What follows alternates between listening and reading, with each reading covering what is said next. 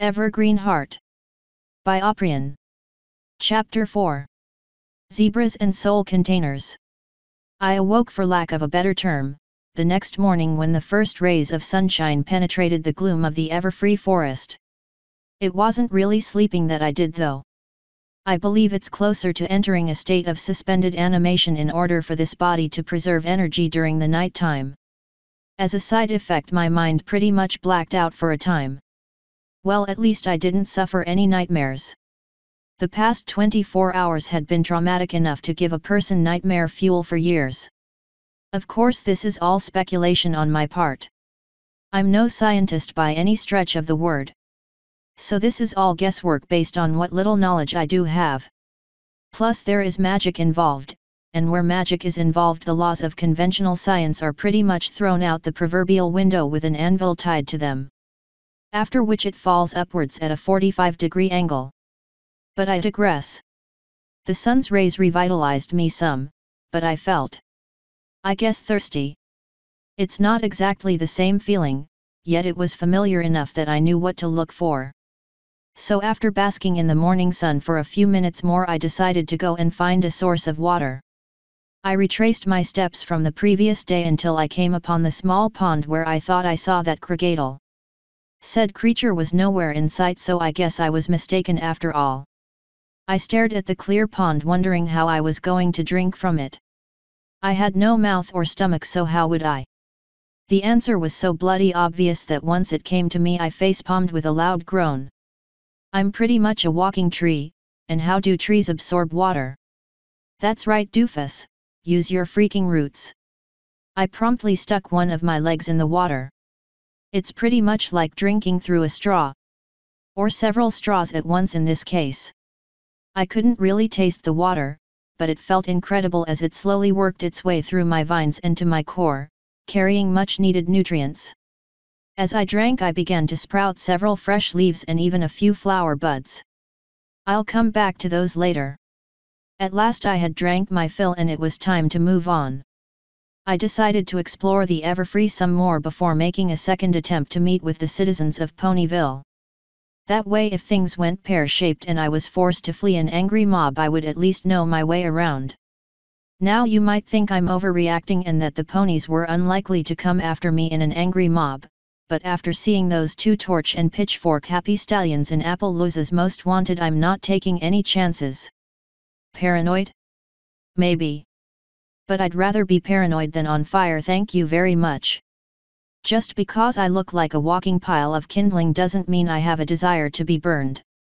Anyway, I decided to head east and see what I could discover. Bad reputation and dangerous wildlife aside, the forest was actually quite beautiful, in a savage sort of way. And filled with every kind of flora imaginable. Some mundane, others highly magical. To my new vision, this created a spectacular light show. Those plants that were rich in magical essence glowed dim and bright in all the colors of the rainbow, and even a few colors the human eye can't see and for which I have no names. Each magical aura is different too. Some pulse like a heartbeat. Others appear as a fog or smoky tendrils. Some even twinkle and dance like fireflies.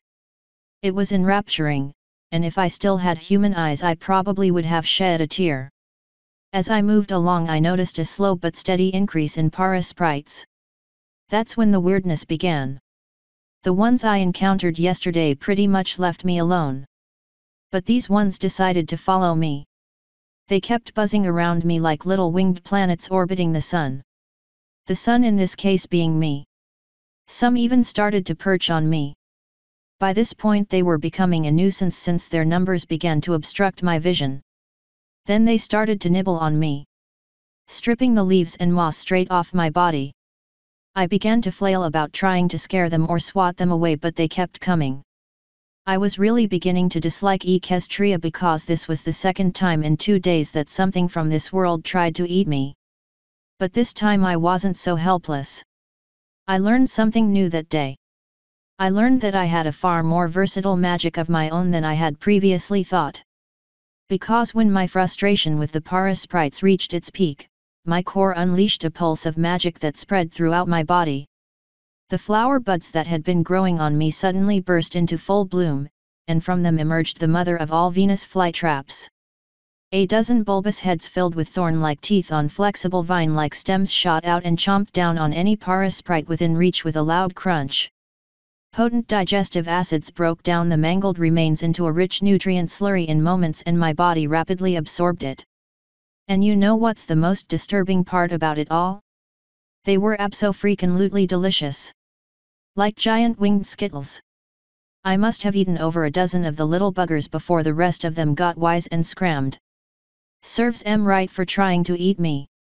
Their work done, the fly traps retracted back into their buds. I stared at one located on my forearm and wondered what else I was capable of. I would have to experiment with my abilities in due time. It was close to high noon as I made my way down a particularly dense part of the forest when I suddenly felt a strange resistance. 1 minute I was walking along piecemeal, the next it felt like I was wading knee-deep through peanut butter. My core vibrated as I sensed a strong magical barrier pushing against me. I looked about trying to find the source of this strange magic, and after some time I found it. Hanging from a tree branch was a fetish. A small wooden mask painted with bright colors and decorated with beads and feathers. It was emanating a powerful compulsion telling me to turn away and leave. I tried to go around it rather than try and push through its field of influence, but as I tried to circle around I came across another and another. Each overlapping with the previous one, forming a protective circle across a wide area. Left with no other option, I decided to push through them. It took every ounce of willpower, but eventually I managed to move past them and resume my path. That's when I ran into a familiar zebra. She appeared before me as if out of nowhere, and when I looked past her I could see the tree that served as her home in the distance between the bushes. Of course, I should have realized that those fetishes belonged to Zecora. In hindsight they were obviously meant to repel the dangerous creatures living in the Everfree. Though I have never seen the likes of you, no, I won't simply let you through. If invade my home is what you dare, you will find me well prepared. She said to me with narrowed eyes. Ah yes, the rhyming thing. I always liked Zecora, and I wished she had a bigger role in the show, but the rhyming thing tended to get a bit old once the novelty of it wore off. Well, if I was ever going to make friends with the locals I might as well start with her. I apologize for intruding upon your home uninvited. I mean you no harm, I said while bowing to her. Spirits often mix their words with lies, to trust you blindly would be unwise. Okay, not off to a great start. I assure you, I'm not a spirit. She gave me a hard glare. Do not try deceiving me, what else could animate a tree? In this forest only one thing moves the wood, and it is never any good. I take it you speak of the timber wolves? We met, and I do not like them one bit. What exactly are they anyway? Ancient woodland spirits driven mad by a curse. Their hate so strong they will not disperse. Their malevolent purpose to end for good, the life of any who enters this wood. Well, I'm not sure what I am. But I'm certainly not some ancient mad spirit hell-bent on killing everything I see. I said while holding up my hands in a placating gesture. I did not have any choice in what I became. I'm still unsure as to exactly how I became what I am. But the last thing I want is to bring anyone harm. I am alone in this world, and I would rather make a friend than an enemy. She seemed to mull over my words for a while before finally saying, if your intentions are truly benign, then I welcome you to this home of mine. Must you speak in rhyme? I mean no offense, but it's a little confusing at times. I do not, but to be fair, I like how it gives me a mysterious air, she said with a chuckle. Well, would you mind speaking without the rhymes with me, miss?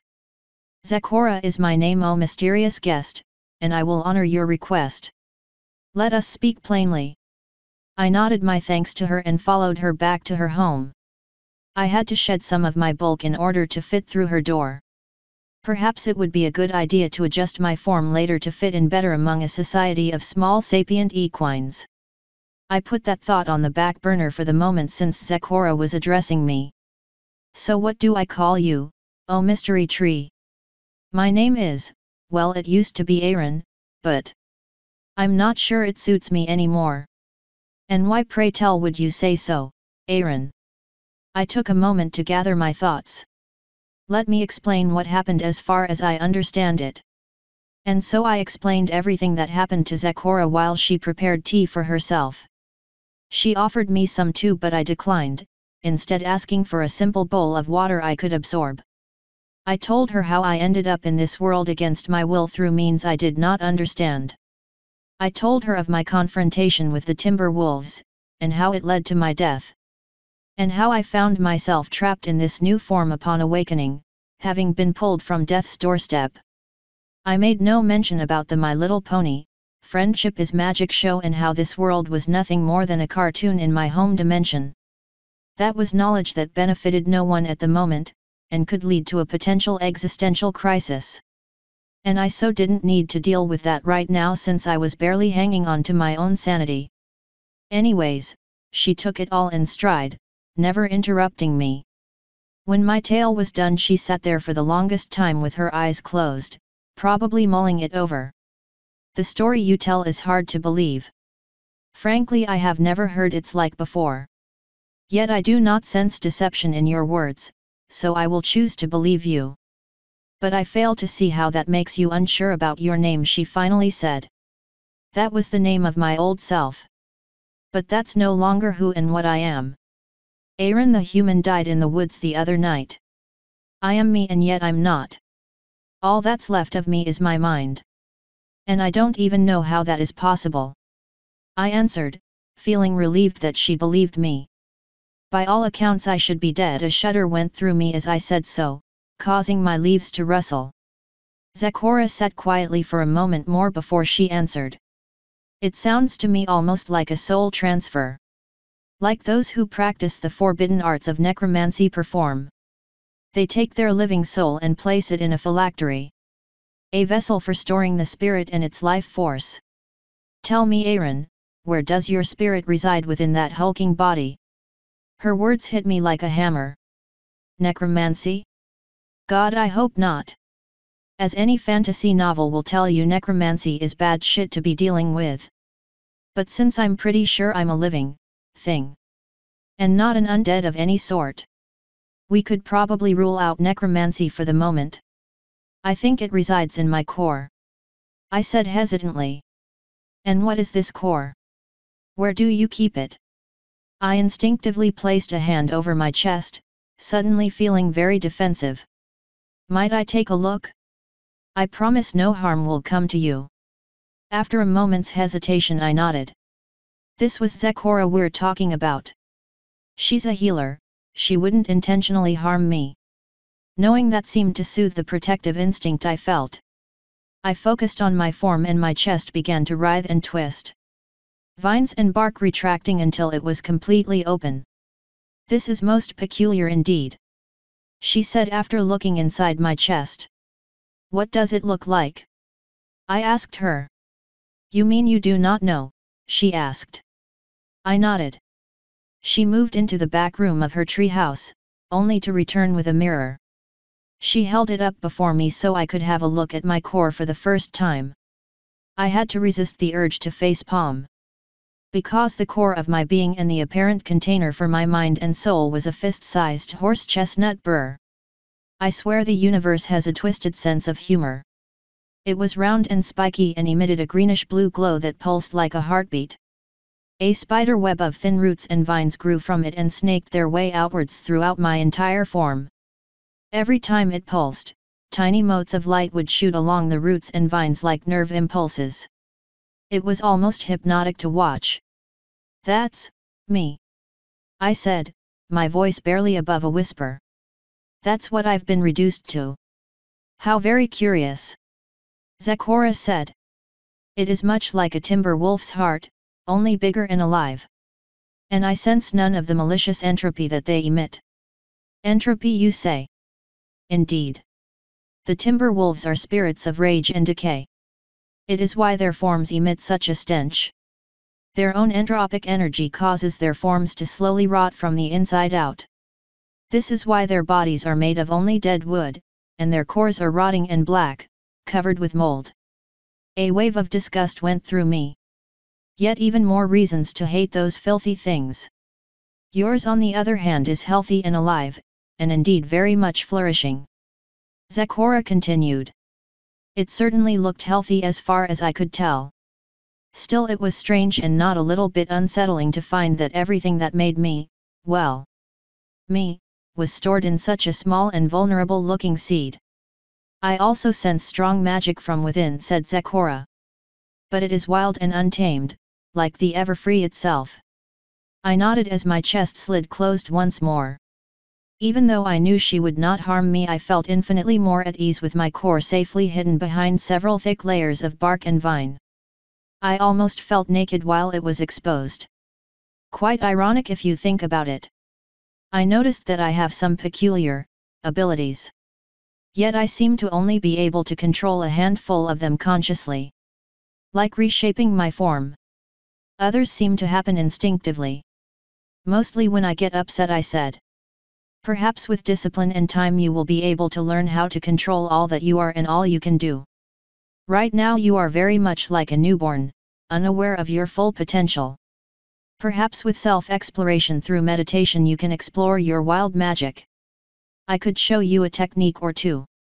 I offer to you the hospitality of my home for the time being while you master that which I can teach. Zecora replied whilst she sipped her tea. I mulled over that for some time before finally answering her. I would appreciate your help greatly. As I said, I have no friends in this world, and the thought of wandering the woods alone while finding out who and what I am capable of is, not really all that appealing. Humans are social creatures after all, and even I with my introverted personality craved companionship.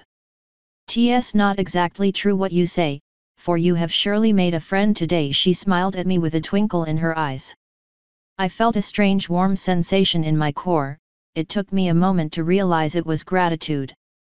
Thank you, Zecora, for showing me such kindness and hospitality. I hope I will be in a position to pay you back in kind someday. I extended a fist to her and she lightly bumped it with her hoof.